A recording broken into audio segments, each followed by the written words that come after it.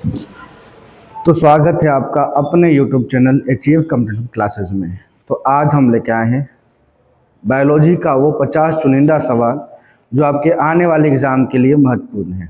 ठीक है, तो शुरू करते हैं बिना देरी के हुए। ये इसमें मिलेगा 50 VVI क्वेश्चन ऑब्जेक्टिव जो एग्ज़ाम में आ चुका है या आगे एग्ज़ाम में आने की संभावना है। तो शुरू करते हैं आज का सेशन। और पहला सवाल है, अनुवांशिक लक्षण जनन के संतान में किसके द्वारा जाते हैं?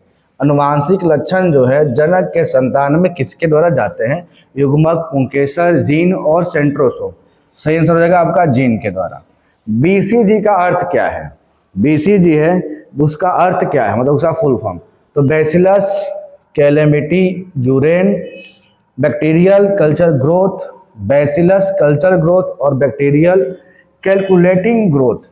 तो BCG का फुल होता है बैसिलस कैलेमिटी यूरेन। आइए, DNA का कृत्रिम संश्लेषण सर्वप्रथम किसने किया था? DNA का जो है कृत्रिम संश्लेषण सर्वप्रथम किसके द्वारा किया गया था? ऑप्शन है खुराना के द्वारा, वाटसन और क्रिक के द्वारा, कोर्नबर्ग और नीरेनबर्ग। तो इसका सही आंसर होगा कोर्नबर्ग के द्वारा। कृत्रिम संश्लेषण किया गया था कोर्नबर्ग के द्वारा। आइए सवाल नंबर 4 आते हैं। राइबोसोम किसके बने होते हैं? राइबोसोम जो किसके बने हैं? ऑप्शन है DNA प्रोटीन, केवल DNA, RNA plus protein, RNA plus DNA। इसका सही आंसर हो जाएगा RNA प्लस प्रोटीन से। सवाल नंबर 5, निम्नलिखित में से सूत्र विभाजन की सबसे लंबी स्टेज कौन सी है? पूछा क्या है कि कौन सा स्टेज जो है सूत्र विभाजन का सबसे लंबा है? प्रोफेज, मेटाफेज, एनाफेज और टीलोफेज। तो इसका सही आंसर हो जाएगा आपका प्रोफेज, सबसे लंबा। आइए, लाइसोसोम आत्महत्या का थैला क्योंकि उसमें है क्या है? तो जल अपघटक एंजाइम, परजीवी क्रियाएं, भोज्य रिक्तियां या अपचयी एंजाइम्स। तो लाइसोसोम को आत्महत्या के थैली क्यों कहते हैं? क्योंकि उसके अंदर जल अपघटक एंजाइम होते हैं। आइए आगे आते हैं सवाल नंबर 7। कोशिका का पावर हाउस किसको बोला गया? माइटोकॉन्ड्रिया को।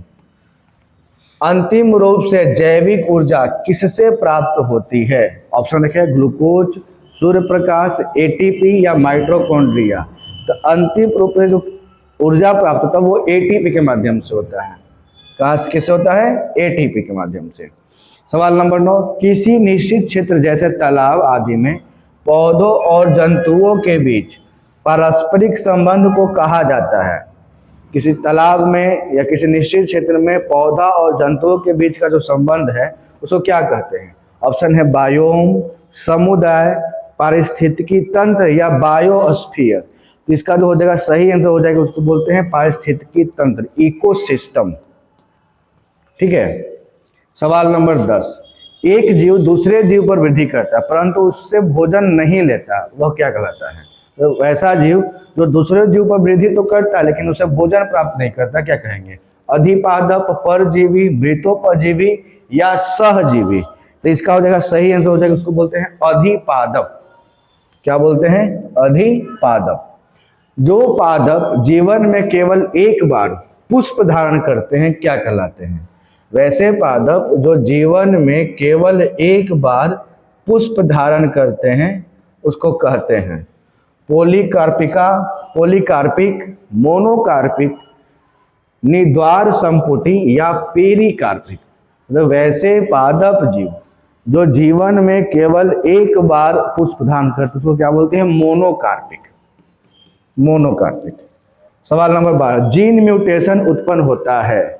जीन म्यूटेशन जो है किससे उत्पन्न होता है? ऑप्शन दे रखा है प्रजनन के कारण, सहलग्नता के कारण, नाइट्रोजनिवेशन के क्रम में परिवर्तन के कारण या DNA के जीनों के क्रम के परिवर्तन के कारण। तो जीन म्यूटेशन होता है DNA के जीनों के क्रम में परिवर्तन के कारण। आइए सवाल नंबर 13, भोजपत्र किससे मिलता है? जो भोजपत्र होता है वो हमें किससे प्राप्त होता है? बेटुला की छाल से, सिनकोना की छाल से, पीपर की पत्ती से और डलबेजिया की छाल से। तो बेटुला, भोजपत्र जो मिलता है वो बेटुला की छाल से मिलता है। लंबे रेशे कहलाते हैं। लंबे रेशे को क्या कहा जाता है? ऑप्शन है फ्लिंट, फज, फ्लग और लिंट। तो लंबे रेशे को कहा जाता है लिंट। ठीक है, आइए सवाल नंबर 15, सिरका का खट्टापन, सिरका जो विनेगर होता है, तो विनेगर का खट्टापन जो होता है वो किसके कारण होता है? विनेगर का खट्टापन किसके कारण होता है? ऑप्शन देखा है नाइट्रिक अम्ल, टार्टरिक अम्ल, एसिटिक अम्ल और लैक्टिक अम्ल। इसका सही आंसर रहेगा ऑप्शन नंबर सी, एसिटिक अम्ल। आइए 16 पे, एडवर्ड जेनर ने किसकी खोज की थी? एडवर्ड जेनर जो है वो किसकी खोज की थी? स्मॉल पॉक्स के वैक्सीनेशन की, चिकन पॉक्स के वैक्सीनेशन की, मिसलेस की इम्यूनाइजेशन की और कोलरा के इम्यूनाइजेशन की। तो हो जाएगा स्मॉल पॉक्स के वैक्सीनेशन की। ठीक है, एंटीजन क्या है? सवाल पूछा कि एंटीजन जो है वो क्या है? ऑप्शन एक एंजाइम है, एक प्रोटीन है, उपजात पदार्थ है या हार्मोन्स है। तो एंटीजन जो है एक प्रोटीन है। एंटीजन क्या है? एक प्रोटीन है। आइए सवाल नंबर 18, संसार में मानव जनसंख्या में पुरुषों और स्त्रियों को XX और XY लिंग, पुरुषों का XX और स्त्रियों का YY लिंग निर्धारित का अनुपात क्या है? ठीक है, तो पुरुषों और महिलाओं में क्या अनुपात है? ऑप्शन है 1:1 का, 1:3 का, 1:4 का और 3:2 का। सही आंसर हो जाएगा आपका 1:1 का। आइए अगला सवाल देखते हैं 19, पीलिया का कारण क्या है? जो पीलिया जिसको हम लोग जॉन्डिस बोलते हैं, वो जॉन्डिस रोग जो होता है किसके कारण होता है? ऑप्शन है बैक्टीरिया कारण, वायरस, प्रोटोजोवा या गोलकृमि। तो पीलिया जो होता है, जॉन्डिस जो होता है वो वायरस कारण होता है। यदि माता पिता दोनों रंजकहीन अल्बिनो होंगे तो उनकी संतानें क्या होगी? ठीक है, अगर माता और पिता दोनों रंजकहीन हैं तो उनकी संतानें पर क्या प्रभाव पड़ेगा? तो आधी संतानें रंजकहीन होंगे, सब संतानें रंजकहीन होंगे, 3/4 संतानें रंजकहीन और कोई संतान नहीं। इसका सही आंसर होगा ऑप्शन नंबर बी, सभी संतानें क्या होगी? रंजकहीन होगी। आइए सवाल नंबर 21, किस परिस्थिति में एक नारी भी वर्णांध हो सकती है? किस परिस्थिति में एक नारी भी वर्णांध हो सकती है? इसका ऑप्शन दे रखा है, उसका यदि उसका पिता वर्णांध और माता वाहक है, यदि उसका पिता समान और माता वाहक है, यदि उसका पिता समान है और उसकी माता समान है और वाहक नहीं है, यदि उसका पिता समान और माता वर्णांध है। तो हो जाएगा इसका सही, यदि उसका पिता वर्णांध है और माता क्या करें? उसका वाहक है, तो उनके पुत्री में भी क्या होगा? वर्णांध, मतलब कलर ब्लाइंडनेस आ जाएगा। ठीक है, आइए सवाल नंबर 22, ईस्ट क्या है?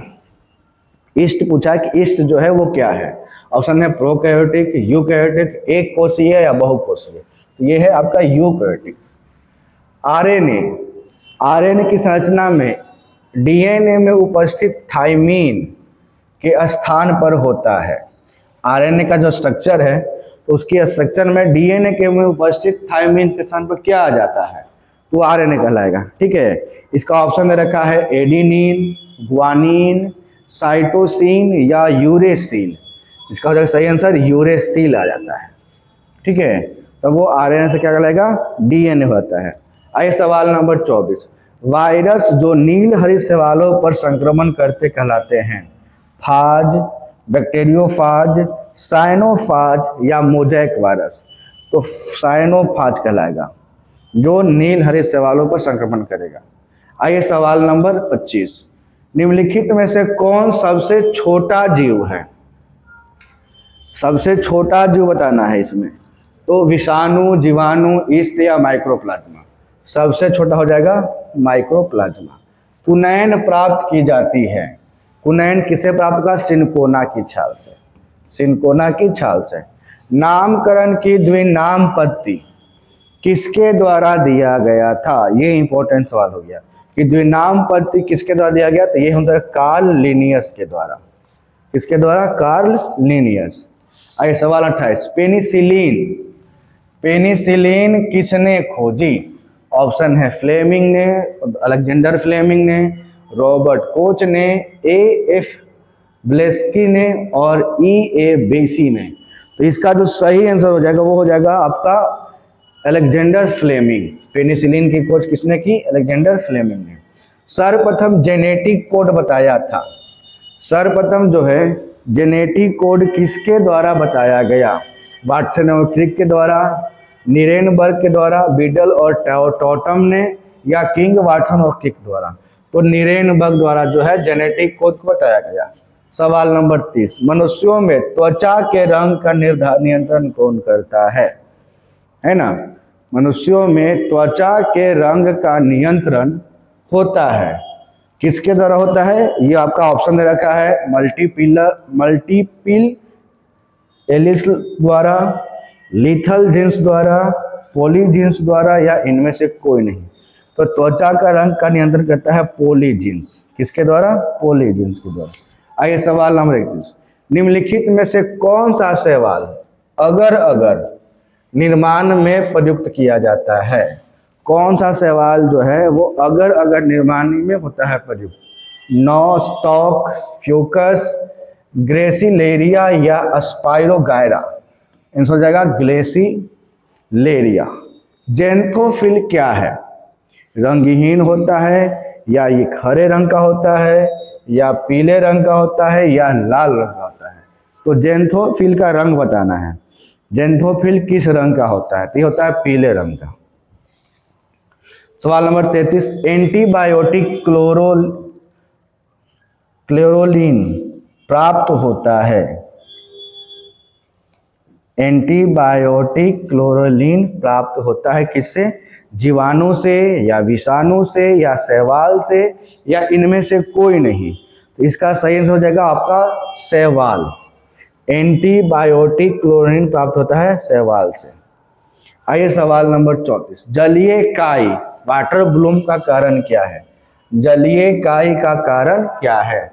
हरे शैवाल, जीवाणु, हाइड्रिला, या नील हरित शैवाल? तो जो जलीय काई है उसका कारण है नील हरित शैवाल। सवाल नंबर 35, साइकस में परागन किस माध्यम से होता है? साइकस में परागन जो है किस माध्यम से होता है? वायु, कीड़े, जल और मनुष्य। सही आंसर हो जाएगा वायु। साइकस में परागन वायु के माध्यम से होता है। ठीक है। मनुष्य का एक कवक जनित रोग कौन सा है? मतलब कि फंगल डिजीज जो है मनुष्य में कौन सा है? नीचे ऑप्शन दे रखा है आपका, क्लोरेला, तपेदिक, प्लेग और रिंगवर्म। तो फंगल डिजीज है आपका रिंगवर्म, जो कवक से होता है। आइए सवाल नंबर 37, रसायन प्रयोगशाला में उपयोग में लाए जाने वाला लिटमस प्राप्त किया जाता है। लिटमस जो है जो चेक करता है अम्लीय और क्षारीयता चेक करता है लिटमस पेपर। जो लाल हो जाएगा तो एसिडिक मतलब अम्लीय, और ब्लू हो गया, टर्न हो गया, ब्लू बदल गया तो क्षारीय कहलाता है। तो वो किससे मिलता है? तो हरी शैवाल से, सैक से, कवक से, या नील हरित शैवाल से। तो इसका सही आंसर हो जाएगा आपका सैक से। लिटमस किससे मिलेगा हमको? सैक से मिलता है। आइए, प्रकाश ऊर्जा रासायनिक ऊर्जा में बदलती है। ठीक है, सवाल पूछा है कि प्रकाश ऊर्जा जो है रासायनिक ऊर्जा में किस में बदलती है? पाचन में, श्वसन में, वाष्पोत्सर्जन में, या प्रकाश संश्लेषण में? तो प्रकाश ऊर्जा बदलता है रासायनिक में फोटोसिंथेसिस प्रोसेस में। केसर प्राप्त होता है। ठीक है, केसर जो है कहाँ प्राप्त होता है या किससे प्राप्त होता है ये पूछा है हिबिस्कस के पुंकेसर में, क्रोकस पादप के वर्तिकाग्र और वर्तिका से, इंडिगोफेरा की जड़ से, या मूसा के दल से। तो हो जाएगा क्रोकस पादप जो होता है उसके वर्तिकाग्र और वर्तिका, स्टाइल और स्टिग्मा से जो मिलता है केसर। आइए सवाल नंबर 40, सिनकोना के पौधों के किस भाग से मलेरिया की औषधि प्राप्त होती है? तो सिनकोना के पौधे की छाल से, है ना। सिनकोना की पौधों की छाल से, उसी को कुनैन बोलते हैं ना, उससे मलेरिया का दवा बनता है। अधिकांश स्वपोषी पादप ऊर्जा का किस रूप में चयन करते हैं? अधिकांश जो है स्वपोषी पादप जो है ऊर्जा का किस रूप में चयन करते हैं? CO2 में, H2O में, स्टार्च में, या प्रोटीन में? सही आंसर का स्टार्च। पौधों में CO2 का अवशोषण और O2 का निकास किस क्रिया से होता है? वाष्पोत्सर्जन से, श्वसन से, अंतःपरासरण से, या प्रकाश संश्लेषण से? तो इसका सही आंसर हो जाएगा प्रकाश संश्लेषण। मतलब पौधों में जो CO2 का अवशोषण होता है और O2 का जो निष्कासन मतलब कार्बन डाइऑक्साइड का ग्रहण करना, ऑक्सीजन का छोड़ना, ये होता है प्रकाश संश्लेषण की क्रिया से। आइए सवाल नंबर 43, वाष्पोत्सर्जन मापने का यंत्र कौन कौन क्या है? वाष्पोत्सर्जन मापने का जो यंत्र क्या है? पोटोमीटर, ऑक्सेनोमीटर, हाइड्रोमीटर या लेक्टोमीटर। सही आंसर हो जाएगा पोटोमीटर। पौधों में जल का संवहन, देखिए यहाँ पर जल का बोला है तो जल का संवहन करेगा जाइलम, ठीक है, और फूड का करेगा आपका फ्लोएम, याद रखिएगा। कोशिका में भोजन या ग्लूकोज का ऑक्सीकरण कहाँ होता है? कोशिका में भोजन या ग्लूकोज का जो है वो ऑक्सीकरण कहाँ होगा? ऑप्शन दे रखा है आपका कोशिका द्रव में, माइटोकॉन्ड्रिया में, ग्राना में या राइबोसोम में। सही आंसर हो जाएगा आपका माइटोकॉन्ड्रिया में। आइए सवाल नंबर 46, कौन सा पदार्थ श्वसन तथा प्रकाश संश्लेषण दोनों में काम करता है? श्वसन में भी काम करता है और प्रकाश संश्लेषण में भी काम करता है, वो कौन सा पदार्थ है? ऑप्शन है प्रकाश ऊर्जा, क्लोरोफिल, साइटोक्रोम या माइटोकॉन्ड्रिया। सही आंसर हो जाएगा साइटोक्रोम, जो श्वसन में भी काम करेगा और प्रकाश संश्लेषण भी काम करेगा। आइए क्रेब चक्र के द्वारा संश्लेषित होता है, क्रेब चक्र के द्वारा संश्लेषित होता है। ऑप्शन है ग्लूकोज प्लस एटीपी, फ्यूमेरिक अम्ल, लैक्टिक अम्ल या पायरुविक अम्ल। तो क्रेब चक्र द्वारा संश्लेषित होता है आपका हो जाएगा फ्यूमेरिक अम्ल, फ्यूमेरिक अम्ल इसका सही आंसर है। 47 का आंसर हो जाएगा ऑप्शन नंबर बी। आइए संसार की अधिकतम खाद्य फसलें किस कुल से आती है? ग्रेमनी कुल, ठीक है, चाहे धान हो गया ग्रेमनी कुल का है। अधिकांशतः खाद्य फसल जिसको आप खाते हैं वो सब किस कुल की रहेगी? ग्रेमनी कुल की रहेगी। आइए सवाल नंबर 49, भारतीय कृषि अनुसंधान केंद्र, भारतीय कृषि अनुसंधान केंद्र वो कहाँ स्थित है? पुणे में, पटना में, दिल्ली में, लखनऊ में। सही आंसर हो जाएगा आपका नई दिल्ली। ये कोशिका सिद्धांत किसने प्रतिपादित किया? तो स्लाइडेन एवं स्वान पढ़े होंगे। कोशिका सिद्धांत किसने दिया? स्लाइडेन एवं स्वान ने। तो ये हमारा 50 बायोलॉजी का, जीव विज्ञान का वो चुनिंदा सवाल था जो आपके आने वाले एग्जाम के लिए महत्वपूर्ण है। तो ऐसे ही हमारे साथ बने रहें और अपने तैयारी को हमारे साथ जुड़कर और मजबूत बनाएं, ठीक है। तो चलते हैं, आज का क्लास समाप्त करते हैं। धन्यवाद।